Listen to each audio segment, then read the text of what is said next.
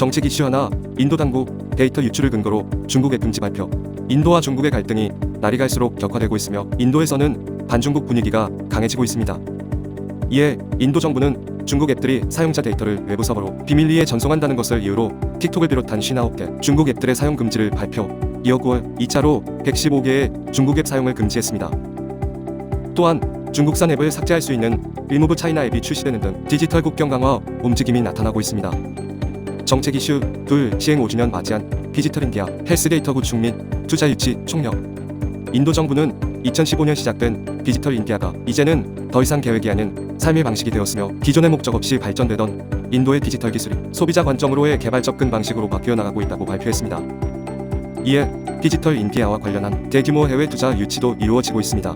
구글의 모회사 알파벳은 인도의 디지털화를 위해 100억 달러 규모의 투자 기금을 조성했으며 페이스북은 인도의 통신업체인 릴라이언스 지오에 57억 달러를 투자했습니다. 또한 인도는 국가 디지털 의료 미션의 개시를 발표했습니다. 디지털 의료 데이터베이스와 국제 표준에 맞는 의료 기록 시스템의 구축을 핵심 목표로 하며 앞으로 모든 국민들은 의료 아이디를 발급받게 됩니다. 정책 이슈 셋 인도 의회 데이터 프라이버시 법제화 추진 중. 인도 정부가 디지털 의료 서비스 출범을 준비하면서 데이터 프라이버시에 대한 법제화를 추진 중에 있습니다.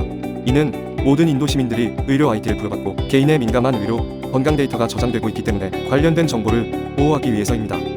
이에 인도 보건부는 개인정보 보호를 위한 전반적인 프레임과 최소한의 개인정보 보호 표준 내용을 담은 데이터 관리 정책 조안을 발표했습니다.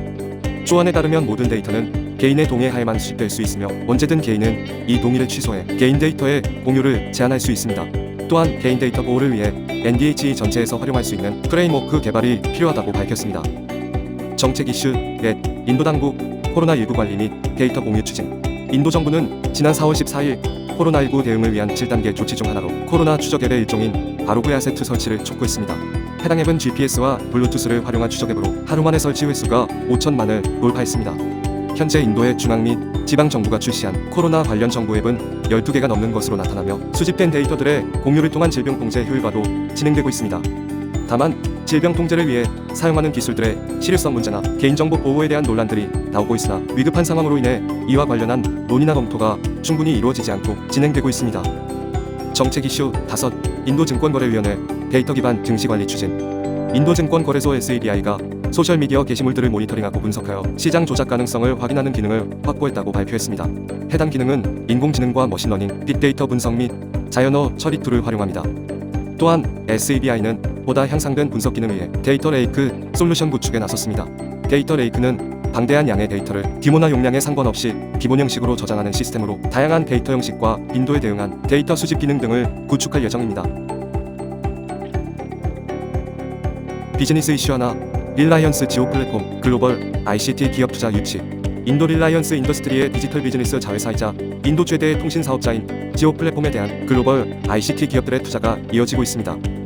구글은 지오 플랫폼의 지분 7.73%에 45억 달러를 투자할 예정으로 고급형 스마트폰을 위한 안드로이드 운영체제의 맞춤형 버전 개발을 위해 협력한다고 밝혔습니다.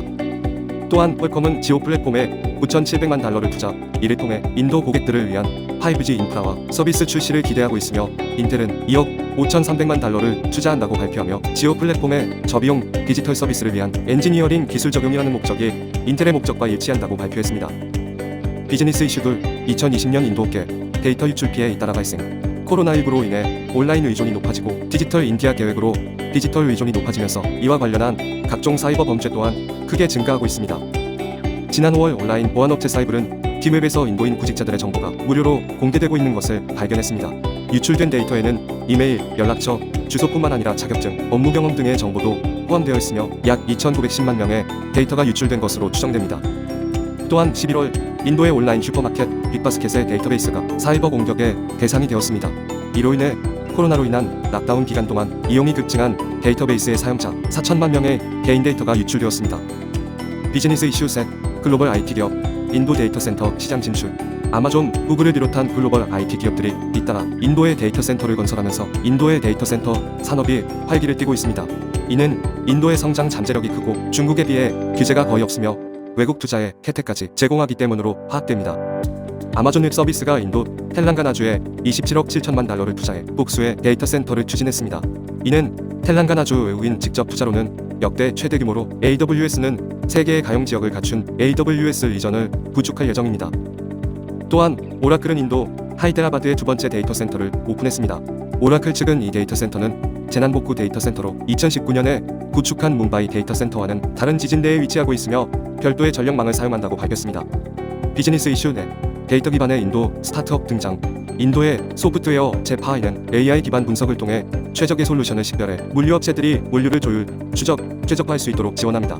파이는 지난 8월 3,750만 달러의 투자금을 모금했으며 인도 외에도 미국, 유럽, 싱가포르에 진출했습니다. 또 다른 인도 스타트업인 베터플레이스는 인도 블루칼라 인력 관리를 위한 디지털 솔루션 업체입니다. 베터플레이스는 1,000만 달러의 투자를 유치했으며 비접촉식 출퇴근 관리, 실시간 리소스 활용 모니터링, 원클릭 급여 관리 기능 등을 제공합니다. 비즈니스 이슈 5. 왓츠앱 인도 핀테크 시장 진출. 인도의 NPCI가 페이스북 소유 왓츠앱의 결제 서비스인 왓츠앱페이의 인도 내 사업을 승인했습니다. NPCI 발표 후 왓츠앱은 해당 서비스 출시를 발표했으며 10개의 인도 지역 언어로 서비스를 제공할 예정입니다. 또한 해당 서비스는 구글이나 다른 결제 앱들과 마찬가지로 인도의 은행연합이 구축한 결제 인프라 UPI를 기반으로 구축되었습니다. 다만 NPCI 지침으로 왓츠앱 사용자 4억 명에게 모두 서비스를 제공하지는 못하며 우선 2천만 명만을 대상으로 서비스를 제공합니다. 인도 정부는 사용자들의 금융 데이터의 저장과 전송에 대한 우려를 표하며 왓츠앱 측이 인도의 법규를 준수해야 한다고 밝혔습니다.